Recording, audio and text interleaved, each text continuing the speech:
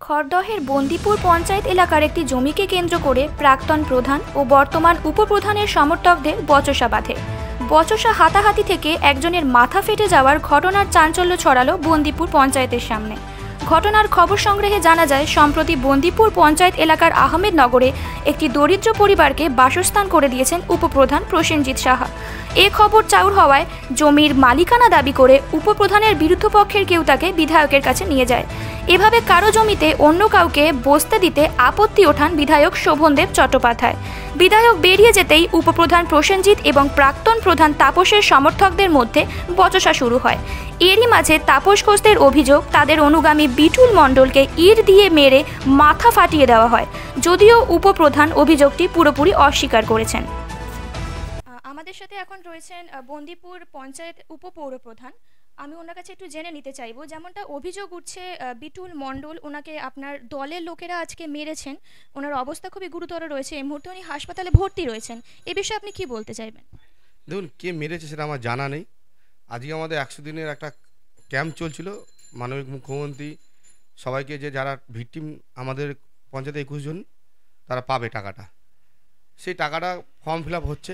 8 তারিখও আমাদের এমএলএ সাহেব এসেছিলো, মাননীয় শোভনদেব চট্টোপাধ্যায়। আজকেও তিনি বলেছিল আমি আসবো ক্যাম্প ভিজিট করতে, তিনি এসেছিল। তো উনি এসে একটা সমস্যা, ওনার কাছে একটা কমপ্লেন হয়। এখানে একটা গরিব, মানে একটা পাড়া আছে আহমেদনগর বলে, সেখানে মোটামুটি 99% লোক বেসলাইন জমিতে বাস করে, সরকারের দেওয়া সরকারি জমিতে। কিছু পার্সেন্ট মানুষের পাট্টা আছে, কিছু মানুষের পাট্টা নেই। যে অভিযোগকারী বলছে আমার জমিতে বসিয়ে দিয়েছে, তিনি হলো আজ থেকে 20 বছর ধরে এখানে তার কোনো থাকেও না। তার মহেন্দ্রনগর দোতলা বাড়ি আছে, সেই জমিটা আত্মসাৎ করার জন্য, বিক্রি করার জন্য তার স্বামীকেও তাড়িয়ে দেয়। তিনি অনেক দিন আগে এখানে একটা, মানে 20 বছর আগে সিপিএম আমলে ওনার মেয়ে, উনি একটা বাজে কেসে জড়িত হয়ে এলাকার লোকের সাথে, এলাকার লোক প্রতিবাদ করে, তাতে ওনার পুলিশ কেস হয়, আবিজাবি যা কিছু হয় সিপিএমের সময়। তখন পাড়ার লোকের সাথে একটা মতবিরোধ হয়, পাড়ার লোক ডিসিশন নেয় যে এ নিয়ে এখানে থাকবে না। যাই হোক, সেটা ওনাদের পার্সোনাল ম্যাটার, পাড়ার লোকের ম্যাটার। তা ওই ওনার পিছনে কিছুটা জমি আছে, হাফ কাটা 1.5 কাটা জমি। তা আমাদের পাড়ায় একটা বয়স্ক বুড়ো বুড়ি আছে, তাদের বয়স 65, একজনের বয়স 55। তারা ছেলে নেই, মেয়ে নেই, কেউ নেই, অসহায় মানুষ। তারা দিন আনে দিন খায়, লোকের বাড়িতে কাজ করে, আর একজন পৌরসভাতে ড্রেন পয়সার কাজ করে। ঘর ভাড়াতে তাদের দিন যা টাকা পায় তাদের চলে যায় ইলেকট্রিক বিলে, তাই টাকা সব খরচা হয়ে যায়। এবার তখন তখন আমি বললাম ঠিক আছে। তখন ওই এলাকার লোক যারা থাকে, ওইখানকার বাসিন্দা, সবাই বললো যে দাদা এরকম একটা জমি আছে, আমরা তো সবাই বসেছি এখানে, তাহলে বয়স্ক বুড়িকে 30 বছর ধরে আমাদের পাড়ায় ভাড়া থাকে, মানে একটা যুগ এরা এখানে কাটিয়ে দিয়েছে, যারা যাদের ঘর করে দিয়েছে টিন বাস পাশ দিয়ে। তা বললাম ঠিক আছে। তখন একটা পাড়ার লোক বসে মিটিং করে, উনি বলছে ওনার জমি, ওনার না পাট্টা আছে, না দলিল আছে, না কোনো কাগজ আছে। সিপিএম আমলে একটা প্ল্যান করে সেই জমিটা ওনার স্বামীর নামে, হাজব্যান্ডকে লিখে দেয়।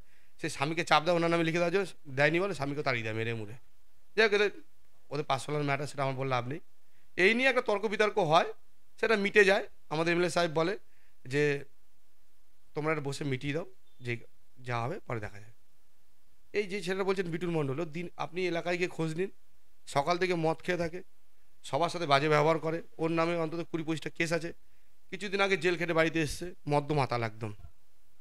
ঘটনাটি ঘটার সময় আপনি কি উপস্থিত ছিলেন? না, আমি পঞ্চায়েতের ভিতরে ছিলাম, যখন শুনেছি ঝামেলা হচ্ছে দৌড়েছিলাম ছাড়ি, পুলিশ প্রশাসন এসছে, পুলিশ প্রশাসনের মতো স্টেপ নিয়েছে। যেমনটা অভিযোগ উঠছে, অভিযোগকারী স্ত্রী বলছেন ওনাকে দলের লোকেরা বন্দুক দিয়ে খুন করার হুমকি করা হচ্ছে, তো সেটা বিষয়ে কি বলতে চাই? খড়দা শান্তপ্রিয় জায়গা, খড়দায় এরকম কোনো কিছু হয় কিনা আমার জানা নেই।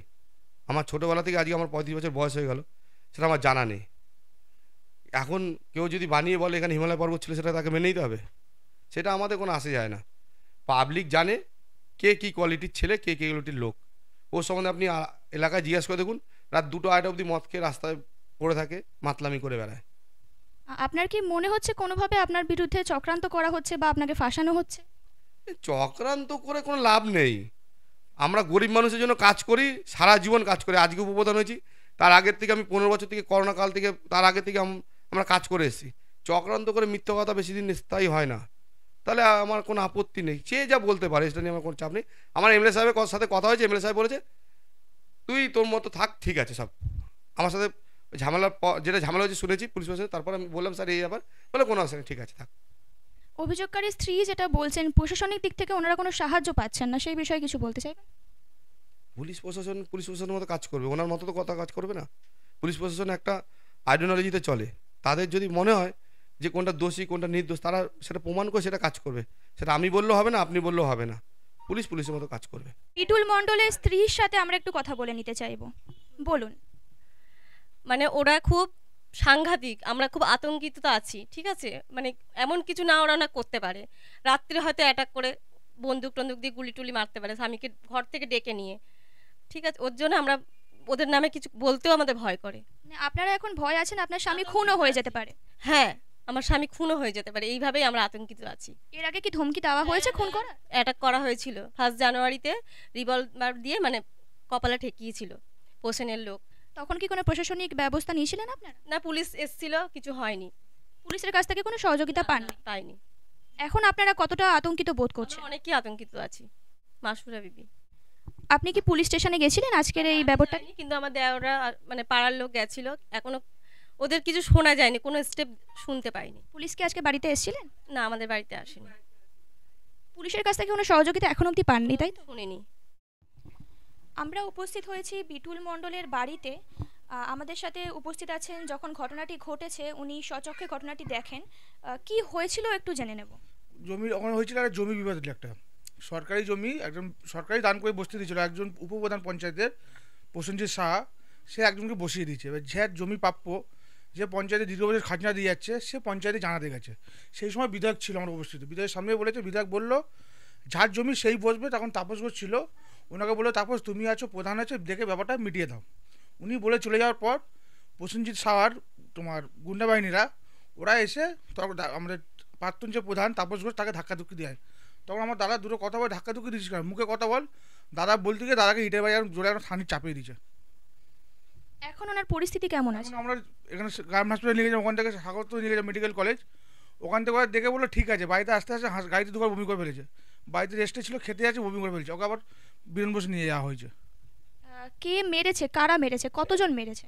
ওরা ছিল তোমার বাপ বেড়া ছিল, আমাদের পঞ্চায়েত মেম্বার ছিল ভুট্টো, ভালো নামটা জানি না, ডাকনাম ভুট্টো, আলাউদ্দিন পুরকায়েত।